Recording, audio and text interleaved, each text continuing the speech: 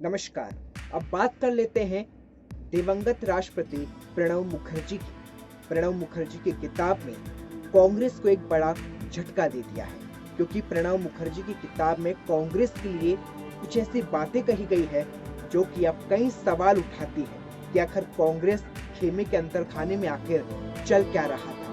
प्रणब दा की किताब जल्द ही सामने आने वाली है, लेकिन जब लोगों के सामने किताब आएगी तो कांग्रेस की छवि कैसी होगी वो समझना बेहद दिलचस्प है। प्रणब दा ने अपनी किताब में न सिर्फ मोदी शासन का जिक्र किया है, बल्कि कांग्रेस खेमे में चल रहे हर उन बातों का जिक्र भी किया है जिस पर कई सवाल उठते हैं। क्या है प्रणब दा की इस किताब में जो अब आने वाली राजनीति में घमासान मचा सकती है, इस रिपोर्ट में देखिए। बेहद खराब दौर से गुजर रही कांग्रेस की मुश्किलें दिवंगत राष्ट्रपति और पार्टी के वरिष्ठ नेता प्रणब मुखर्जी की आने वाली किताब के कारण और बढ़ सकती है। बिहार चुनाव के नतीजों के बाद कपिल सिब्बल की टिप्पणी को लेकर जितना घमासान कांग्रेस में हुआ, पार्टी उससे पहले ही पस्त हो चुकी है। जनवरी में आने वाली मुखर्जी की किताब द प्रेसिडेंशियल ईयर्स में लिखी कुछ बातें सामने आई है, जिसके बाद उठने वालों सवालों का जवाब देने में पार्टी को खासी मुश्किलें होगी। पश्चिम बंगाल से आने वाले मुखर्जी का अगस्त में निधन हो गया था। प्रणब मुखर्जी ने किताब में लिखा है कि 2014 में पार्टी को मिली हार के लिए पूर्व प्रधानमंत्री मनमोहन सिंह और कांग्रेस अध्यक्ष सोनिया गांधी जिम्मेदार थे। उन्होंने लिखा है कि अगर मुझे 2004 में प्रधानमंत्री बना दिया गया होता तो शायद 2014 की हार को टाला जा सकता था। मुझे ऐसा लगता है कि मेरे राष्ट्रपति बनने के बाद पार्टी के नेतृत्व ने राजनीतिक लक्ष्य को लेकर काम नहीं किया।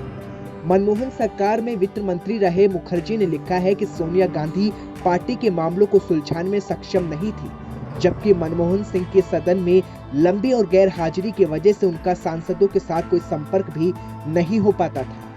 मुखर्जी ने अपनी किताब में मनमोहन सिंह और नरेंद्र मोदी की तुलना भी की है।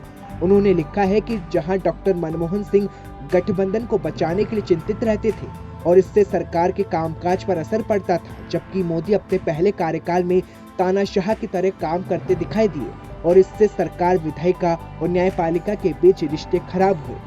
उन्होंने ये भी कहा कि 2004 में वह सोनिया गांधी के बाद प्रधानमंत्री पद के लिए सबसे लोकप्रिय उम्मीदवार थे, लेकिन सोनिया ने मनमोहन सिंह का चुनाव किया और इसे लेकर उनके मन में कसक थी। प्रणब मुखर्जी ने राष्ट्रपति पद से हटने के बाद 3 खंडों में किताब द कोलिएशन ईयर्स लिखी है। रिपीट। प्रणब मुखर्जी ने राष्ट्रपति पद से हटने के बाद 3 खंडों में एक किताब द कोलिएशन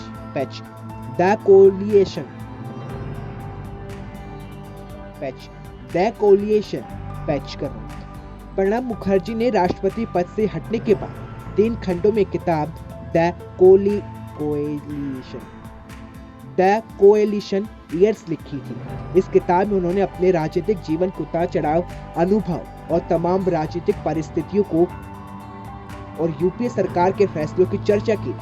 लेकिन अब देखना होगा कि प्रणब मुखर्जी की किताब जब लोगों के हाथ में आ जाएगी तो क्या उसमें और कुछ खास ऐसा होगा जिससे कांग्रेस नेतृत्व को परेशानी होगी और पार्टी उसका जवाब कैसे देगी, ये सवाल पैदा होगा।